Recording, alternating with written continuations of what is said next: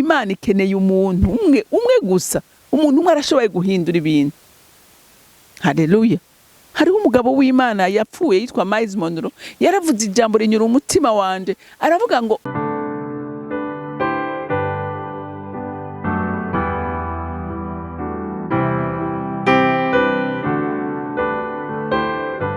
bakunzi bahori CANAAN TV, ndanezerewe kandi gusubira guhura namwe ngo tuganire ijambo ry'Imana.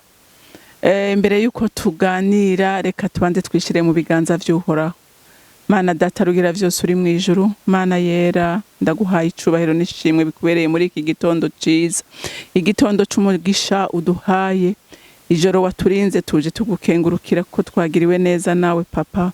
Niwe waturindiye mwitiro ukabutuvyuye amahoro, tukatuvyutse turiko turavuga ijambo ryawe, tunenahaza izina ryawe n'ivy'igiciro kinini. Dawidi niwe yavuze ngo kuba rimwe gusa imbere y'Uhoraho ngo biruta kuba hanze imyaka 1000. Natwe tunejerejwe Mwami Imana no kuba imbere yawe ko tuzi neza ko ari ivy'igiciro. None nyemerera muri ino jambo mpwemu yera uturongore kandi ushoze umuntu wese kumva no gutahura ici jambo ry'Imana rikorera tubwira. Urakoze kuvyumvise kandi kwemeye kubidukorera, icubahiro nishimwe bibi vyawe, nkaba ndabisenze ndavyizeye kuvyumvise mu izina rya Kristo Yesu. Amen, amen. Rero ijambo Imana impaye kuganira namwe uyu munsi riravuga ngo Imana irakeneye umuntu ahaguruka gutabara. Haleluya. Imana irakeneye umuntu umwe kugira ngo ahagarare mu kirengero, umuntu umwe ahaguruka kugira ngo Imana imukoreshe. Haleluya. Haleluya. Imana yereka umuntu agahaguruka, kandi Imana ihagurutse atayindi nyungu afise, Imana ihagarara nawe ikamukoresha ibikomeye. Reka rero turabe ingene Nehemiya yahagurutse atabara igihugu ciwe cyarasambutse, igihugu ciwe cyarononekaye. Amaze kumva amakuru yiwabo ngo Nehemiya haje abantu ko yari yaratwawe ari nyagano, hanyuma ajya gukora ibwami, ariko ngo abaza amakuru ati iwacu bimeze gute. Aramubwira ati abari bavuye i Yerusalemu baramubwira ati Nehemiya ati iwacu nta vyizigiro bikihari, igisagara cyarasambuwe, amarembo barabomoye, hameze n'abagahinda ni kenshi, umubaro ni mwinshi, abantu bose barunamye, nta munezero ukihaba, nta ndirimbo zikihaba. Nehemiya ngo amaze kumva ayo makuru agira agahinda kenshi mu mutima. Haleluya. Arababara ngo ararira, hanyuma ntiyahereza kurira, acagira iki? Atarasenga. Reka twumve ingene Nehemiya yasenze. Dusome muri Nehemiya igice ca mbere, turasoma kuva ku murongo wa 4 dushikane ku murongo wa 11. Ndagomba kusoma harehare kugira ngo wumve isengesho rya Nehemiya, wumve ubutwari bwa Nehemiya, wumve kwitanga kwa Nehemiya, wumve umutima Imana iri kwirakurondera ko wowe nanje. Haleluya. Nitwaba byukuri dushaka gutabara ubugingo bwacu, gutabara imiryango yacu, gutabara igihugu cacu, hariho inyifato wowe nanje dukwiye kugira. Reka rero dusome mwumve isengesho rya Nehemiya. Nuko maze kumva izo nkuru nca nicara ngaho ndarira, mara iminsi mbabaye nisonzesha, sengera imbere y'Imana nyene ijuru, ndavuga nti ndakwinginze ewe Uhoraho, Mana nyene ijuru, Mana nkuru uteye ubwoba, ukagumya isezerano n'imbabazi ugirira abagukunda bakitondera ivyagezwe vyawe. None tega ugutwi kwawe wumvirize, tereza n'inyonga zawe witegereze, kugira ngo wumve ugusenga kwanje, jewe umusavyi wawe nsengera imbere yawe muri iyi minsi ku murango no mwijoro. Ndakwingingira abasavyi bawe b'Abisirayeli, natura ivyaha twebwe Abisirayeli twagucumuyeko, mbere twe n'inzu ya data twaracumuye.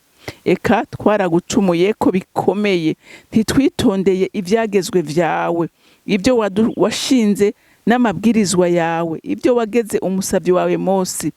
Wibuke ijambo wabariye umusavyi wawe Mose uti, nimwampemukira nzobashwiragiriza mu mahanga, ariko nimwampindukirira mukitondera ivyagezwe vyanje mukabishitsa, naho abirukanywe bo muri mwebwe bazoba bari y'ijuru riherera, uti sinobura kubakurayo nkabegeranya nkabazana hantu nitoranirije ngo izina ryanje rihabe. None rero abo nibo basavyi bawe kandi n'abantu bawe, wacunguje ububasha bwawe bwinshi hamwe n'ukuboko kwawe kw'inkomezi bwirukiro, ndakwinginze tega ugutwi wumve gusenga kwanje jewe umusavyi wawe, wumve no gusenga kw'abasavyi bawe bakunda kubaha izina ryawe. Untabare jewe umusavyi wawe, umpe kugira amahirwe uyu munsi no guhangazwa n'uwo muntu usavye, kuko nari nsanzwe ndi umukevyi, umukozi mpereza umwami ibinyobwa. Amen. Mwumvise ko Nehemiya amaze kumva amakuru, yarababaye. Amaze kubabara aravuga ati sinohera mu mabaro, reka senge. Haleluya.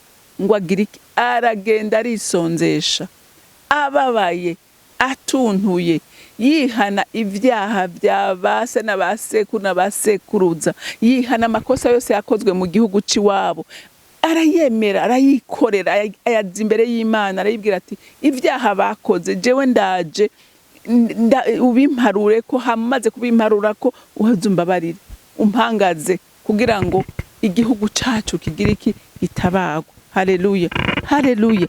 Nehemiya aravuga ati sinohera mu gahinda, sinohera mu mubabaro, ariko umubabaro wanje reka ngene ndawutura Imana. Imana ndayereka amarushwa abacu barimo, ngene ndayisaba imbabazi. Haleluya. Kandi nongere ndayibutsa isezerano. Haleluya. Kuko ijambo ry'Imana riravuga ngo hako Imana yivuguruza ku ijambo yavuze ngo yo kwemera isi n'ijuru bigakugwaho. Nehemiya arasenga, amaze gusenga acahagarara ku c'Imana ivuga.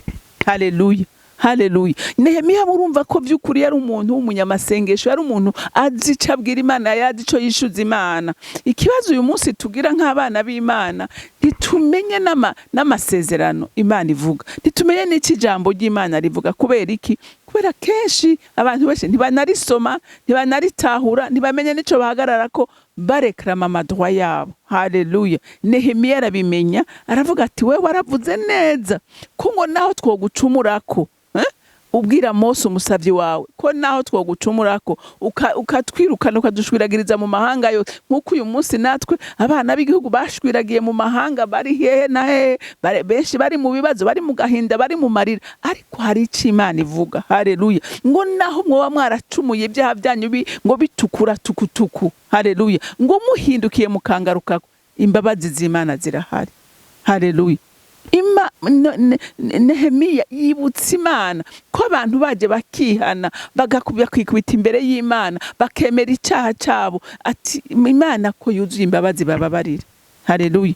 Imana inezerezwa n'umutima wa Nehemiya. Haleluya, haleluya. Nkuko nawe uyu munsi uhaguruka, kuko hariho ubuzima abantu b'Imana abantu babamwo, ugasanga barabunezerewe, ntacanke ntibanabona niyo boja niyo bova kugira ngo bahindurirwe amateka.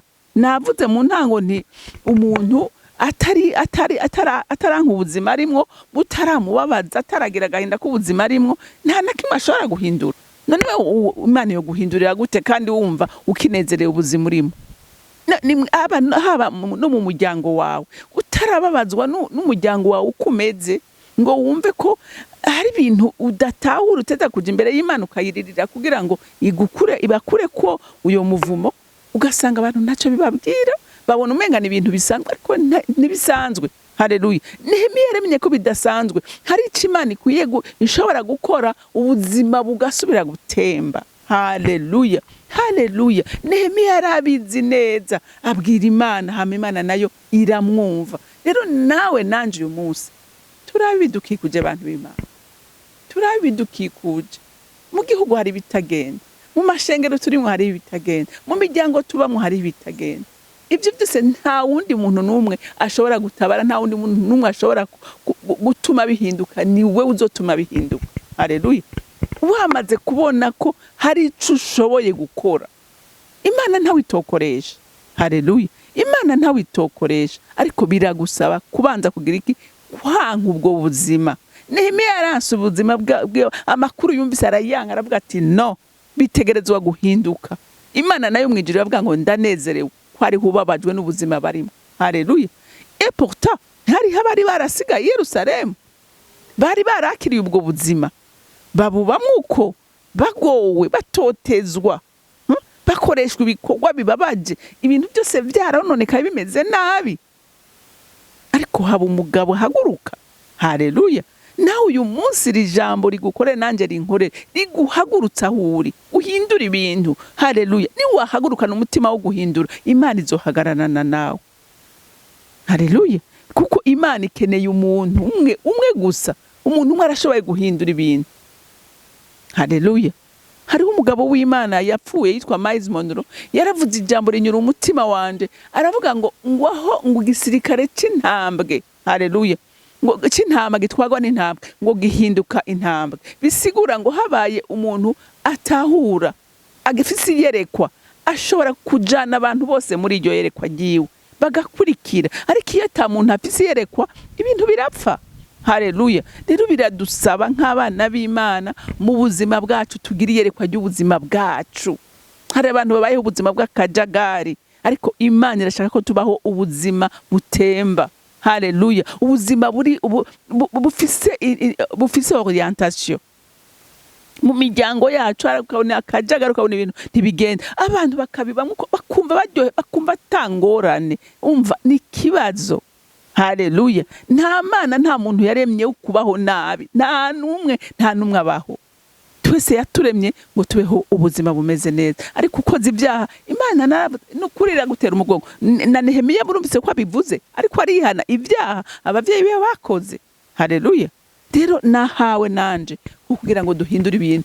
Mwishengero bihindura, mu gihugu bihindura, mu muryango wawe bihindura, ku buzima bwawe bihindura, ibintu bikamera neza. Kuko Imana yamikeneye umuntu haguruka. Rero niwanka ubwo buzima, Imana izohagarara nawe kandi ikora bikomeye. Mana Data rugira byose uri mu ijuru, ndagushima nyaguhoraho ku rukundo rwawe n'ineza yawe. Uradukunda Mana, kandi n'imigambi dufitiye si y'ivyago ni y'amahoro, niyo kutugirira neza. Kandi wewe ubwawe Mwami Imana waravuze ko atanumwe uzokwigera utera umugongo guhungiyeko. Mwami wanje ndasengera abantu bose bazokumva iri jambo, ubafashe kandi ubashigikire kwibona no kwitahura ivyo bagenderamo bitari byiza, baguhungire ko nawe ubatabare. Ndakwinginze iri jambo urigire rinini mu mitima y'abantu. Jewe ndarivuze buke, ariko mpwemu w'Imana zikwigisha no gusigura cyane. Urisigura uko je ntarisiguye, kuko wewe wenyene ukoresha umwe n'uwundi akumva birengeye ivyo umuntu aba yavuze. Ndagushimiye kubyumvise kandi kwemeye kubidukorera. Icubahiro nishimwe bibi vyawe, nkaba ndabisenze ndavyizeye kuvyumvise mu izina rya Kristo Yesu. Amen, amen. Mwarahezagiwe, mugira umunsi mwiza.